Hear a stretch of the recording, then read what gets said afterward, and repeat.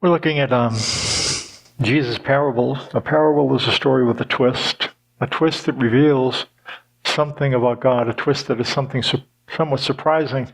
And this morning we're going to look at the parable of the tenants.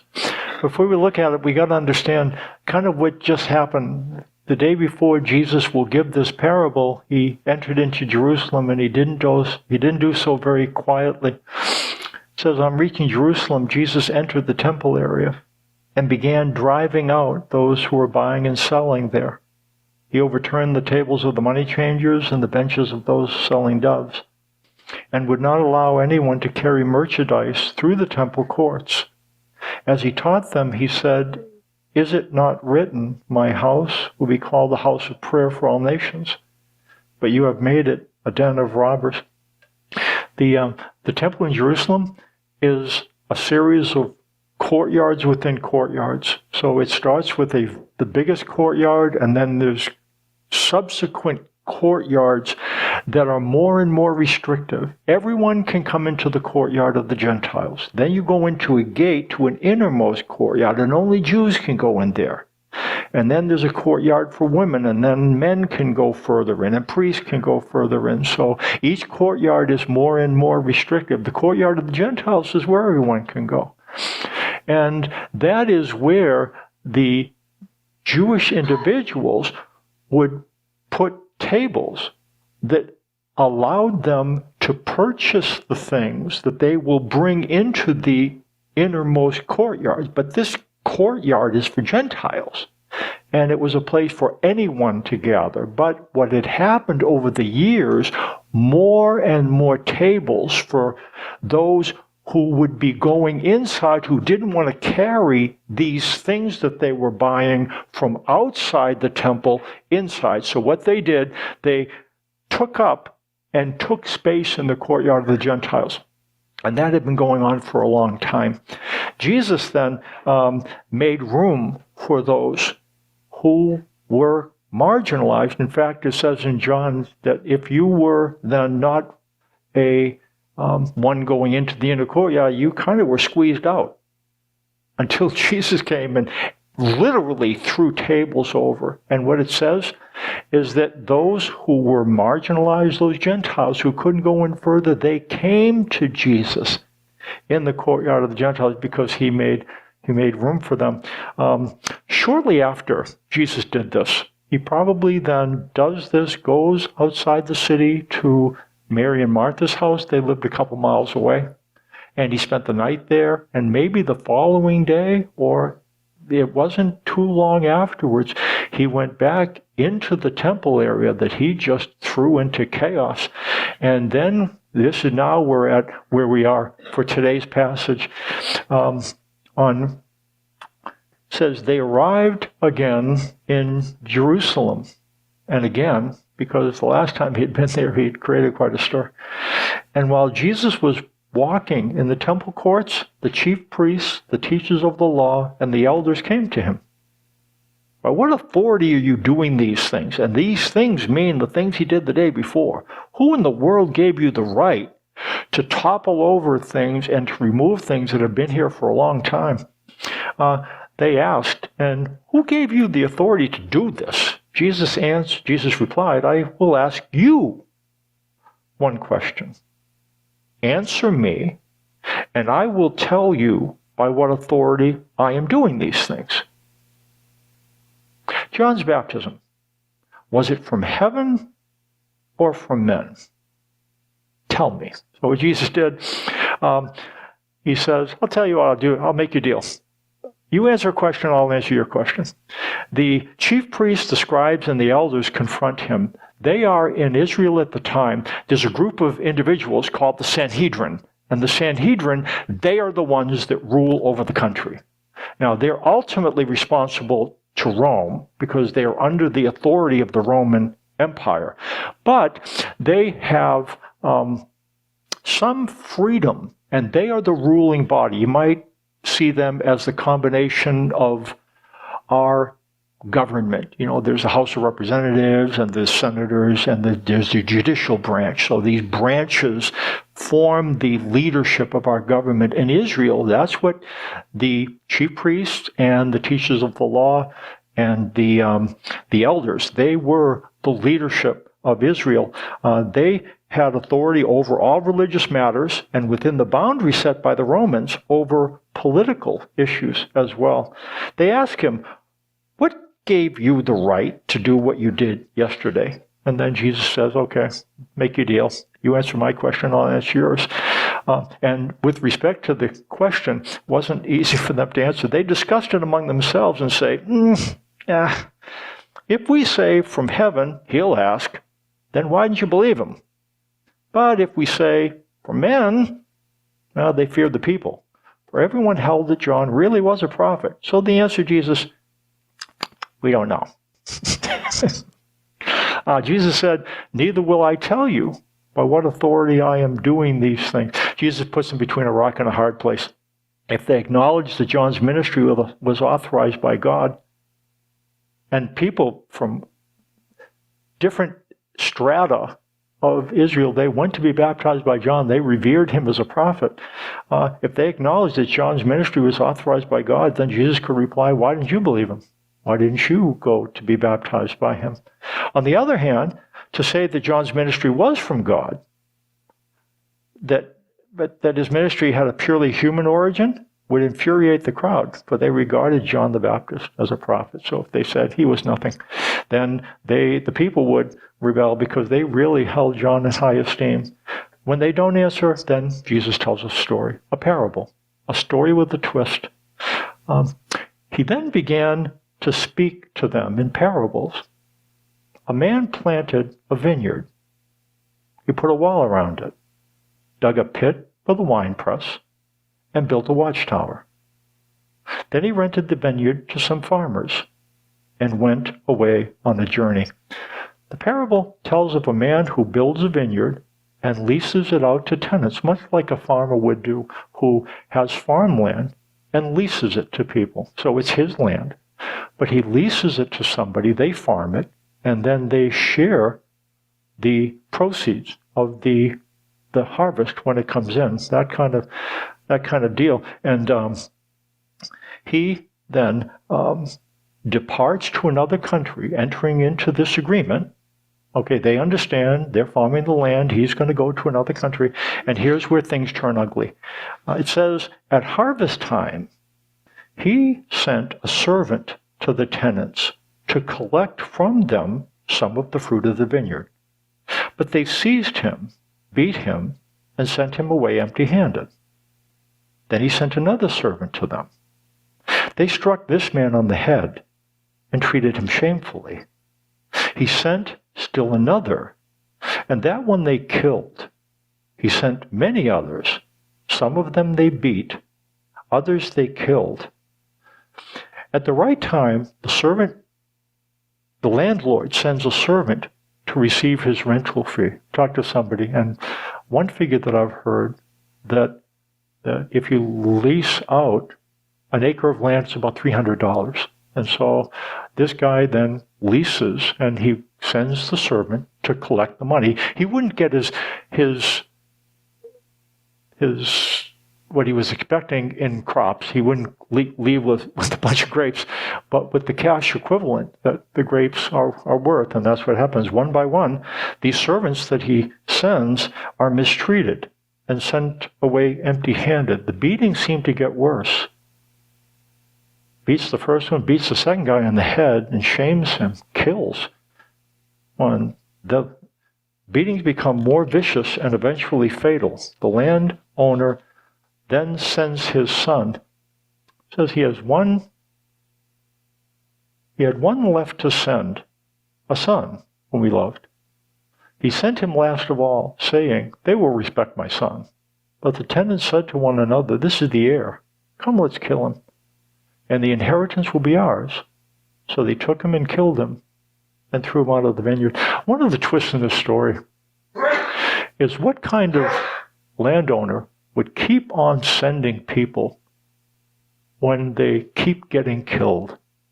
and finally setting his son. And it's the parables, they make a point and they have a twist. The fact is, no really prudent landowner would do that.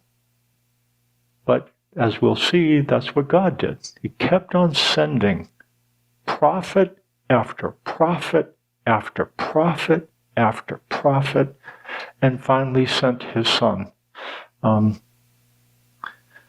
They don't need a program to know what Jesus is saying. Again, the servants are the prophets.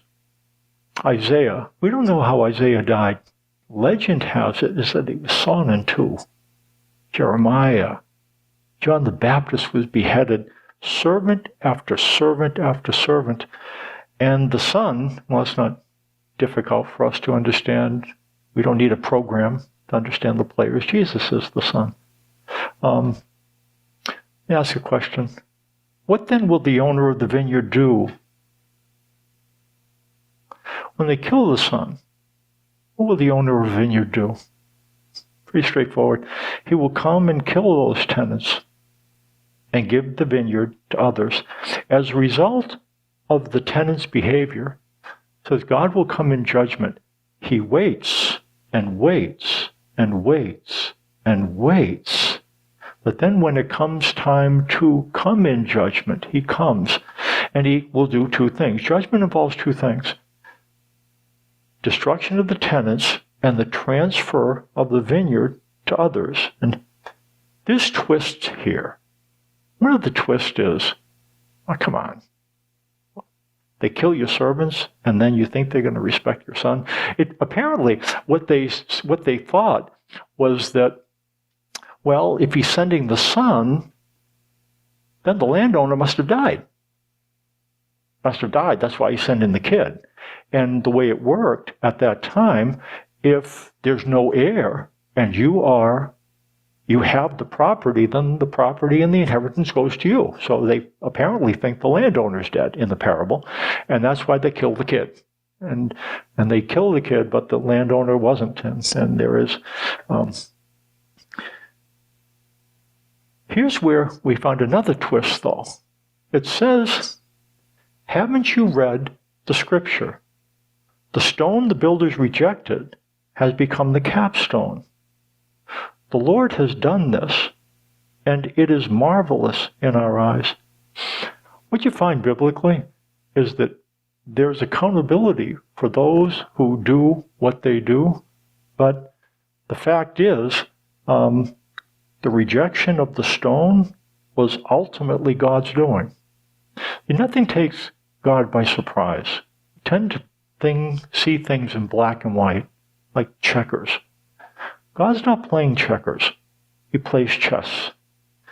Moves that lead to other moves, And when we stand back and look at what God does, what we will do, even over things like the death of his son, and as we'll see, shepherds who mistreat the flock when everything is said and done, and we'll see what God has accomplished, we'll say, it's marvelous. That's what God does. He does things in such a way you don't always see the end game, but when the end game presents itself, what we're going to do, when we're with him, we're going to look and survey what he did over history, and we're going to shake our head, and I'm going to elbow you when we're up there and say, geez, remember we talked about this? How about the end game, what God does? And look what he did. And he did this, and he did that. And I thought he did, remember you thought he did that, but he really did this. And now we're seeing where all this stuff, it does seem like things are spiraling out of control. Don't they? Russia and Ukraine spiraling out of control. What will China do? And it seems like everything is ungoverned.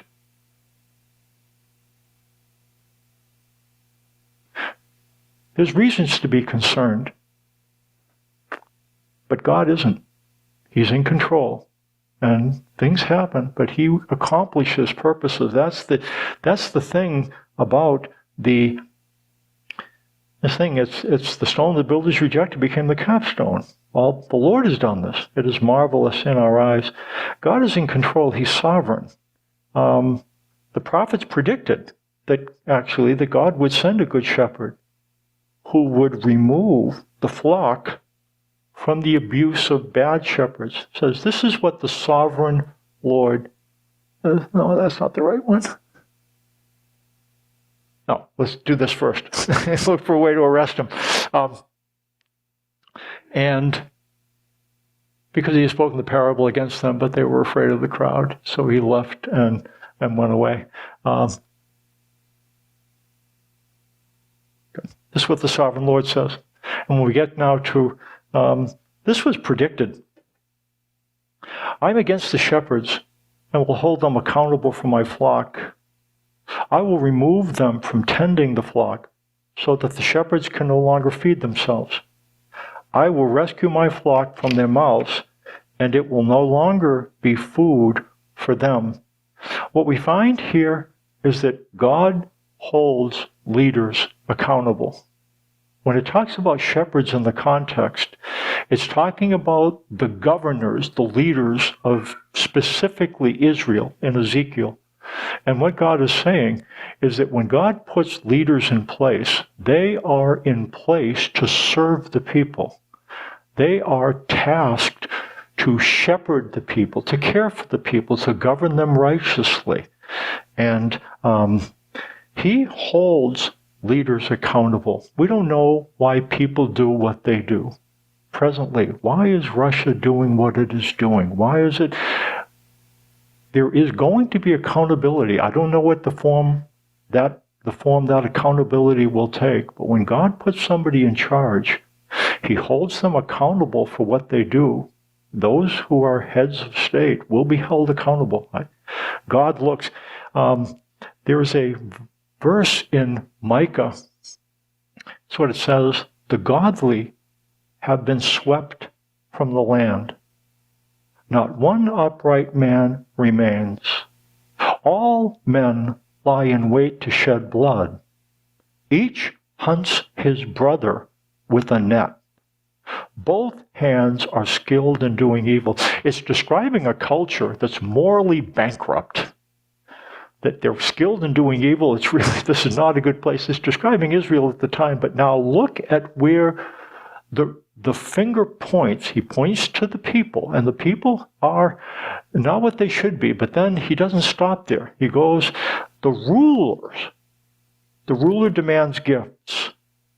The judge accepts bribes. The powerful dictate what they desire. They all conspire together. The best of them is like a briar, the most upright worse than a thorn hedge. The day of your watchman has come, the day God visits you. And what it describes is that the people are non-responsive to God. But that's not where God points the finger. He doesn't point the finger at the sheep. He points the finger at the shepherds, those tasked to care for the sheep, to watch over the sheep. That's where God points his finger. Judges demand, and again, at this time in Israel, judges demand bribes. The powerful dictate what they desire. They think that they can do whatever they want to do, and nobody's going to hold them accountable. God says the day of the watchman has come. God watches. He does watch. He has watched. He is watching. He will watch. God cares about people. And that's why it's predicted that he is going to, well, look what it says. For this is what the sovereign Lord says. I myself will search for my sheep and look after them. As a shepherd looks after his scattered flock when he is with them, so will I look after my sheep. I will rescue them from all the places where they were scattered on a day of clouds and darkness. God has a shepherd's heart. That's why he sent his son to be a good shepherd. Good shepherd comes and cares for the sheep. Why did Jesus challenge the religious leaders so strongly.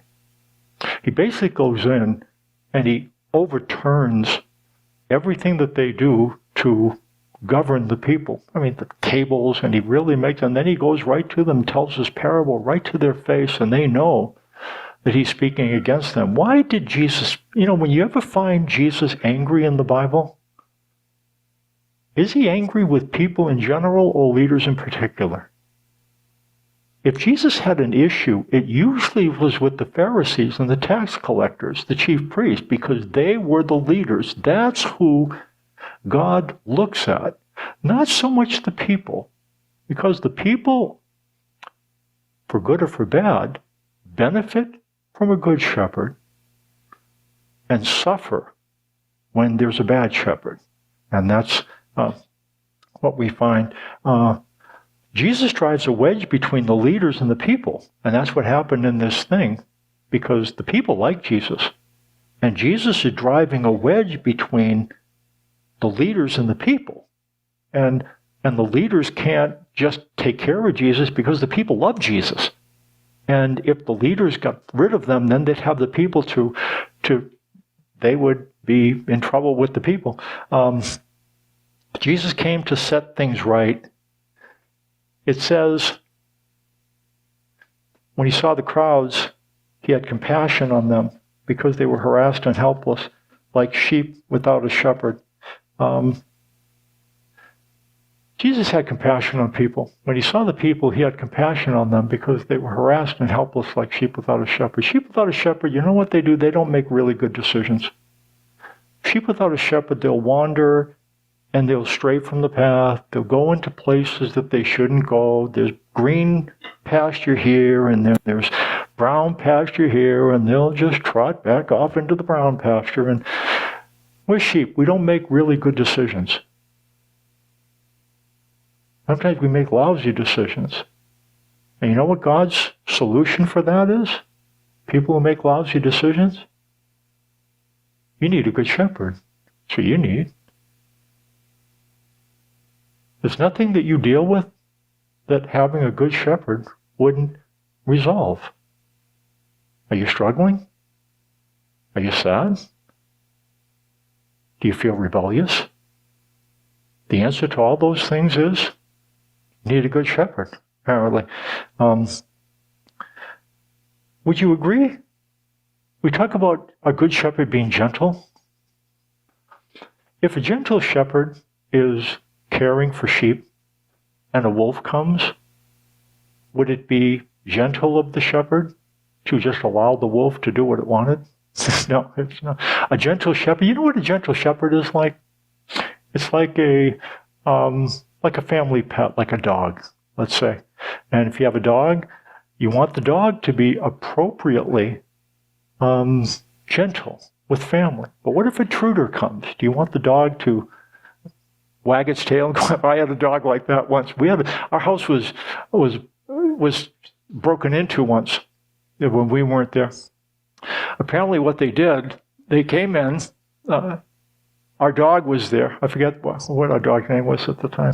Anyway, so all they did to do it to get rid of our dog, they took a package of hot dogs and just launched it downstairs and then closed the door into the basement. And that dog was just, so our dog went, that's not gentle. That's not the kind of, the gentlest we're looking at. A gentle shepherd is one who will be appropriately harsh with those who hurt and harm the sheep.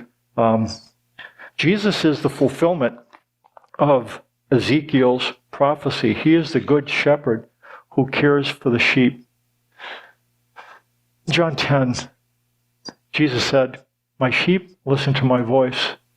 I know them and they follow me. I give them eternal life and they shall never perish. No one can snatch them out of my hand. My Father who has given them to me is greater than all. No one is able to snatch them out of my Father's hand. I and the Father are one." He gives an example here. Let's say this represents you. This is really a slide advancer, but let's just say it reflects you. Where Jesus says, you're in his hand.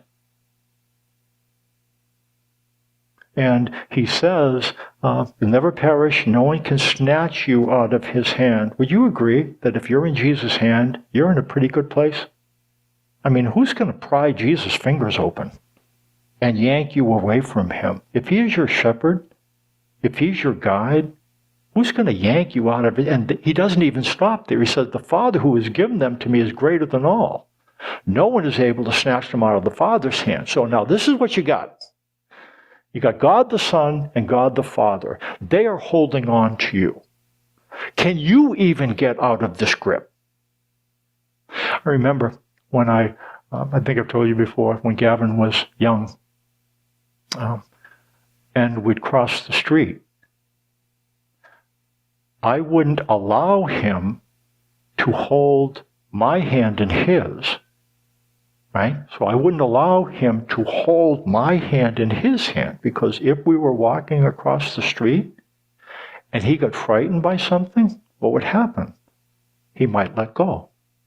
And if he let go, he wouldn't make it across the street. So when we were young, what I would do, I would take his hand in mine, because if he got afraid and hesitated, I'm strong enough. He's going to make it across the street if his hand is in mine, because I'm going to make sure he gets across the street. And if he runs ahead, I'll pull him back. If he drags behind, I'll pull him ahead. And that's the picture. You don't have God's hands in yours. God has your hand in his. You are in the hands of the Son and the hands of the Father. You know what that means? That means he's going to guide you through this life, and you know what, we're going to end up together with him. You say, but what if? That's what he wants us to believe. The way a shepherd cultivates responsiveness is a shepherd causes the sheep to associate his voice with safety. That's the way a good shepherd functions. So that when you hear the voice of the shepherd, there is responsiveness inside and you want to go. That's how a shepherd in Israel. I've told you the story about, I've told you a couple of times, but I love the image. There's this guy who's taking a bunch of church people over to the Holy Land. And this guy goes on and on and on about, in Israel, the shepherds go in front of the sheep, and the sheep follow the shepherd. And so he's really, and because it really is a good picture, isn't it? You know, that sheep aren't being goaded. They're being led. They're not being driven. They're being drawn. So he gives the image that the shepherd is walking. And get this, the sheep trust the shepherd enough that they follow after him. That's the picture. So this guy's going on and on. So they get to Israel, and guess what happens? There's some sheep, and lo and behold, there's no shepherd in front of them. And the shepherd is behind them. And he's driving the sheep. And so this guy has egg all over his face, and this guy scratches his head, and he says, I was told that, and then he says, hey, wait a minute. And then he talks to this guy in the back, and he goes, I was told that in Israel, shepherds walked in front of sheep. And the guy said, I'm not the shepherd, I'm the butcher. I guess that makes sense. It does make sense. Somebody who doesn't have the sheep's best interest, drive them from behind, goading them. God does not goad you. He guides you. He wants your responsiveness to be from the heart. That's why he develops voice recognition. And what a shepherd does, he worked with the sheep over a long period of time, so that the shepherd's voice is associated with safety. Say you're in a place and there's all kinds of chaos. The way it worked, the shepherd would say a word.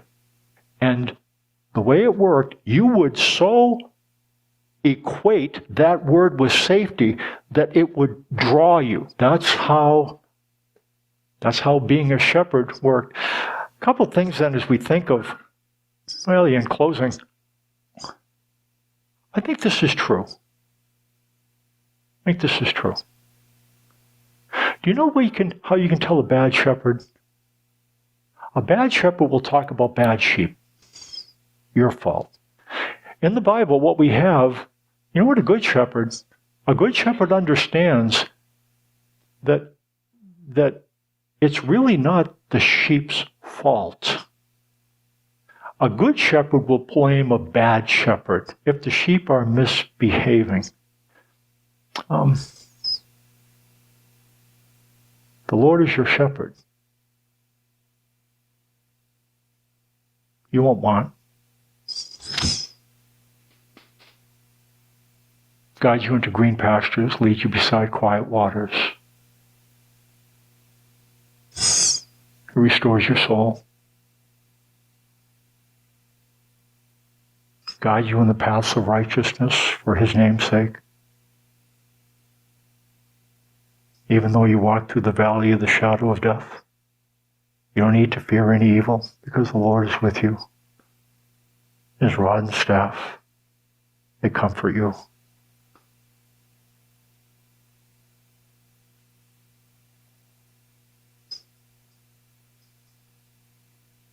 Puts a dinner before you in the presence of your enemies. Surely, goodness and loving kindness will follow you all the days of your life. And you'll dwell in the house of the Lord forever. You know why? Because you have a good shepherd. Let's stand for closing prayer.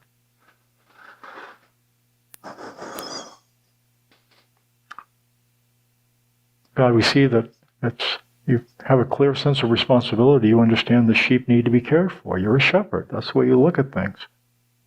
You see misbehaving sheep, you see, where's the shepherd? And you want us to know that we have a good shepherd to guide us. I do ask that, and trust that everything's gonna